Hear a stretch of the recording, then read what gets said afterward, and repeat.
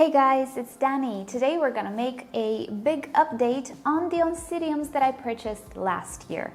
If you remember, I did a video titled Repotting 10 Oncidiums in One Go. Well, we're gonna take a look at them today after a year and a few months since I purchased them, because these were the sickest Oncidiums in my collection. So we're gonna see their evolution, see how they recovered, and I'm also gonna show you some other Oncidiums that I purchased last year, just panned through them, because there were quite a lot of them, and taking each individual one will take an entire day. So we're not gonna do that, but I will pan through them really quick at the end of the video. So if you wanna see these Oncidiums, when I purchased them last year, some of them were in glorious bloom. I'll link you to the videos down below. And before we start, don't forget to give this video a like if you do end up enjoying it.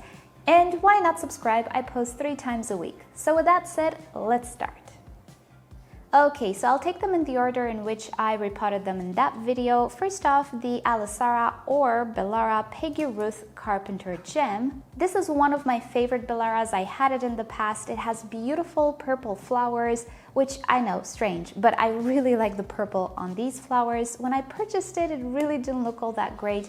You'll see on one side of the screen the footage of the initial video when I purchased them, so you can see the difference. This one performed beautifully, and it's the very first Peggy Ruth Carpenter gem that performs this well for me.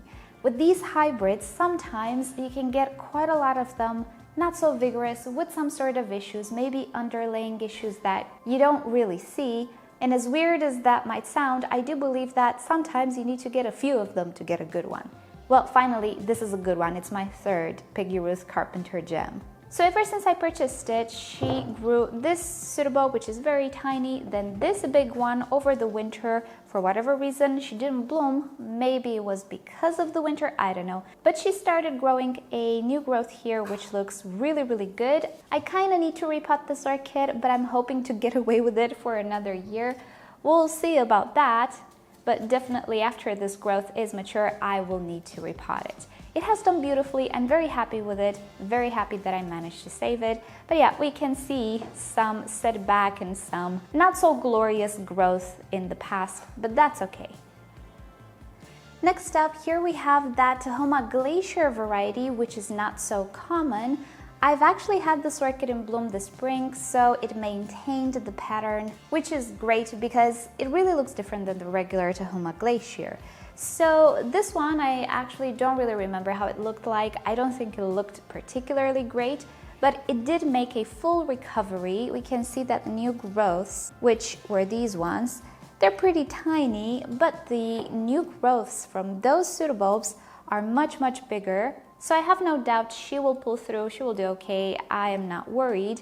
It's a little tilted, sadly. I'm trying to train the new growths to grow upright. And when I say train, I mean placing this orchid under the LED panel so that the light comes from above, because new growths as well as flower spikes do tend to grow towards the light.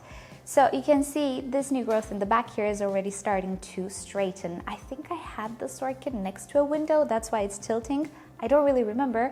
But yeah, that's the only thing I don't like about it, but I'll correct it in time. This one again has a nice root system, but it's not threatening to outgrow her pot, so definitely I can keep her here for another year at least, which is great because imagine repotting all of these orchids. Well, at some point I will have to repot all of my collection, and that's gonna be a busy time, but this year is not that year. Next up, this is a big girl. This is the Alisara Snowblind. This orchid actually looked pretty good from the beginning. It certainly was not as sick as the others, so it still looks good. The first growth that it produced ever since then looks super good. But again, it didn't bloom, and I'll show you where these two orchids are located because they're placed in the very same spot, and I feel like I know what the problem is. All of the other Oncidiums, which by the way are in full spike right now, are all under the LED panel. These guys are at the edge receiving natural light. I thought it would be enough. I don't know if it was enough light because it's right at the edge of the windows, so I might need to move them. This one again is threatening to outgrow her pot. Oh, the roots were a little stuck there. So yeah, this one is outgrowing her pot fast. So I might have to repot it sooner rather than later, maybe as soon as this week or next week, because this growth will not fit in the pot. It creates very, very thick pseudobulbs. So yeah, sadly with this one, I'm afraid I'm gonna have to work with pretty soon. But that's okay, she seems to be a super vigorous grower. Alrighty, next up, the Vilsacara Melissa Brianna. This is the Shady Lady. I actually don't find one of the Melissa Brianna. I had the dark variety as well, but I do remember one of them was looking okay, but actually slowly withered off. So I think that was the one that I lost, and I only have the Shady Lady, which is sad. I really liked the other variety as well, but the Melissa Brianna generally is not a hardy hybrid, or at least I've never experienced one that just grew, like the Oncidium Snowblind. So I'm pretty happy with the one that I have. We can see it looks very, very bad. It was one of the worst orchids actually last year, and one of the growths is distorted, as you can see, but the new growth looks much, much better here, and I do believe it's gonna be bigger as well. The root system is okay, you cannot really see it because there's a lot of browning going on. I don't like the mix that I used. I used a lot of perlite, which became brown. I don't use perlite anymore. So still, she's not very vigorous, but I'm happy that she's still around. It is a beautiful hybrid. I just find it finicky in comparison to others. So if you ever see it, keep that in mind. It is an Odontoglossum hybrid, really doesn't like heat. And when it gets set back, it does take a while, but I think it's worth it because the flowers are just superb. Next up, we had the yellow Oncidium. It's actually the Odontiota Quibbling Berg. One of you guys helped me out with the ID, thank you very much. And look at that. I thought the growth direction will be here, and nope, it chose to grow on this side, which means I will need to repot this orchid pretty soon. So this orchid is doing fairly okay. I don't like the mix that I used at the time. This was more than a year ago. I added perlite, I added leca for aeration. I did not need to add all of those things. Hence now I have issues keeping these orchids hydrated. They dry out too fast. So as you can see, it is growing, slowly and surely recovering. I do really like how this growth looks like. I think it will be a pretty good sized growth, bigger than this one, but we'll see. This orchid has beautiful yellow flowers. It is again an Odontoglossum hybrid, doesn't really like heat, isn't really all that vigorous. There are some of these intergenerics which are tough as nails. This is not one of them, and typically Wilsonaras, now called Odontiotas, I kind of need to settle on a name, they're not the toughest ones. Bellaras are pretty tough generally. The Oncostelle ones, such as the Catatante and the Wildcat, those are pretty vigorous hybrids as well. Whatever has tinier flowers that look more like the Oncidium Cherry Baby, they tend to be more vigorous and more forgiving than these ones that have, I like to call them square flowered. It's not square, but yeah, that's how I see it. These are Odontoglossum hybrids. These ones are a little bit more finicky, but not impossible to grow. Next up, we have one of the more unique ones. This is the Alisara Torero. It actually looks like a brassia, and that's because it does have some brassia in its parentage, but it has the makeup of an Alisara. In the past, I think it was called Multasia. Anyway, this one is doing great. So this is the first growth that I obtained ever since I purchased it, and it grew slanted, and I tried to correct it, and as you can see, it's curved. So I started the correction a little bit too late, but it's okay. I have time to correct future growths. This new growth, on the other hand, is a lot straighter. And furthermore, it has a flower spike growing. Now, this one created a flower spike in the winter as well. It was a very tiny flower spike with 2 buds, and the buds got attacked by aphids. Out of everything, aphids. So I decided to completely cut the flower spike, let the plant just put its energy into new growth, roots, foliage, all of that fun stuff. And behold, ta-da, today we have a really good root system. We have a really nice growth, which tends to fatten up after or during the blooming process.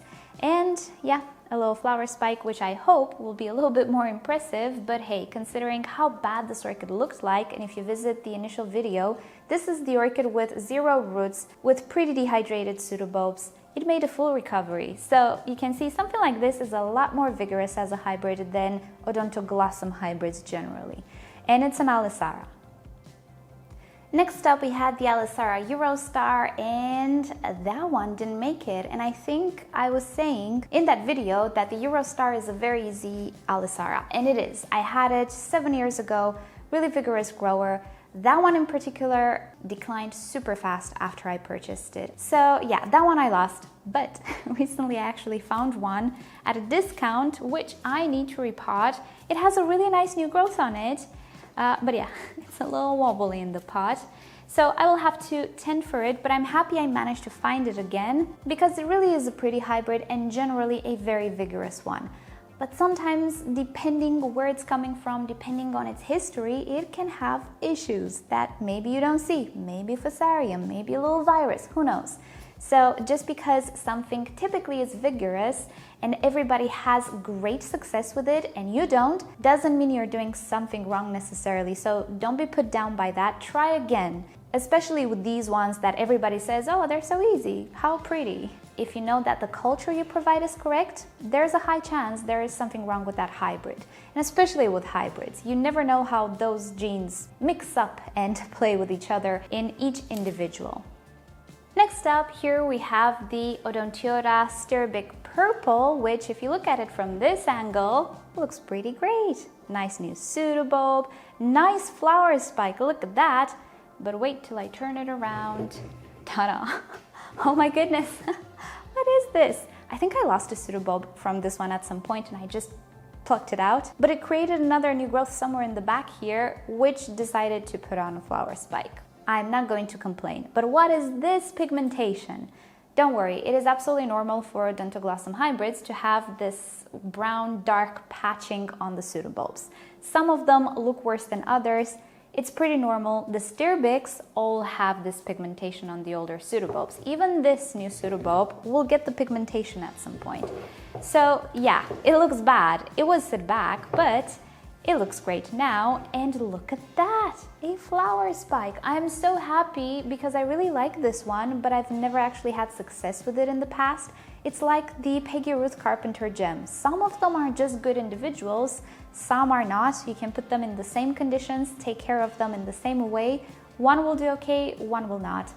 It's a gamble with these hybrids, and especially with the Oncidium intergenerics. Again, those genes are so mixed up, some of them should not be mixed up, but they are.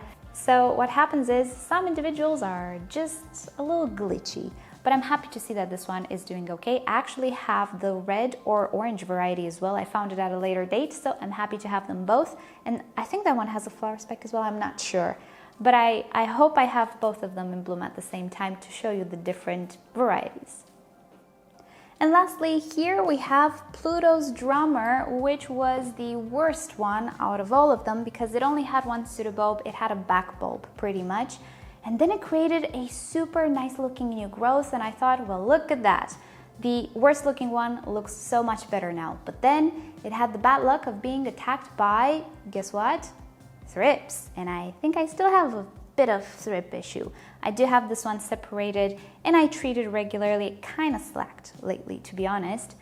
But look at that, it's not looking good. And you can see that the first new growth that I got looks very bad. It's very, very tiny. And that's what happens when you don't actually have a proper division. Remember the video we made recently with dividing orchids? I was saying there that each division should have 3 pseudobulbs to grow normally. If you don't have 3 pseudobulbs, you might end up with something like this, a very, very tiny growth, which is a growth nonetheless, but it will set back the orchid. This year's new growth looks a lot better, but as I was saying, I think I still see a little bit of damage. Maybe it's past damage, I don't know. But yeah, this one is separated from all the rest, and I'm trying to take care of it. It is healthy, it does have a nice root system now, but it just had bad luck with those thrips. What to do? It's a pretty one, again an Odontoglossum hybrid, which makes it a little bit more finicky, but it's really, really pretty. I really like it. So going back to the Alisaras, this is where they sit. That's the Snowblind, and this here is the Peggy Ruth Carpenter gem. So you see, they're right at the edge of the shelf, not getting the LED light. And would you look at that, where I have the LED panel, I also have, if I could show you, flower spikes. One here, another one on this one, and on this too, and then on this too. I actually don't know what this one is. It's one of those that I purchased, I think, without a flower. So we're gonna see what this one is. I don't know what it is at the moment. So I'm thinking the light situation was not very fortunate for them. Maybe that's why they decided to skip blooming and go into new growth. So I'll have to fix it. I'll have to rearrange this shelf, which I will at some point. So before we end the video, a few words on the Oncidium. Most of them are very, very new to my collection, and most of them have not been in tip-top condition. Some of them have been in pretty great condition. Some of them are Odontoglossum hybrids, and until they get established, they just have to look a little sad. I used to have a pretty nice Oncidium collection, but then I moved countries and, well, I did a lot of mistakes, and I managed to lose all, well, not all, but 95% of my Oncidium collection. So pretty much everything has been purchased here, and most of them last year. I cannot actually think about an Oncidium or even Motonia or something of the sorts that I brought from Romania. Maybe there is one? I cannot think of one though. So most of them are recovering. That's why you see a lot of yellowing leaves and dried leaves and all sorts of tiny pseudobulbs, coupled with the fact that I'm not very on top with maintaining them and cutting the yellow tips and removing the spent leaves and things of the sorts. Well, there you go. But technically, with good care, Oncidiums should look pretty good, pretty green. They do lose their leaves with age, but what you see in my collection is a little bit extreme, a little too much, and that's because they're not 100% fully healthy yet. But I'm working on it, getting there. So for now, that's about it. I hope you guys enjoyed this video. Don't forget to check the description for additional videos with these Oncidiums from last year. So you see how many actually managed to get last year. I managed to remake my entire collection pretty much last year, so I'm happy for that. And I shall keep you up to date with their evolution and with their blooms in the following months. Subscribe to my channel for more orchid videos, tutorials, experiments, updates, and other fun orchid subjects. If you wish to support the channel, do consider becoming a member or visit the merch store linked down below in the description. You can also follow me on Instagram and Facebook. It's always nice to stay in touch there as well. So with that said, I'll see you guys next time. Bye!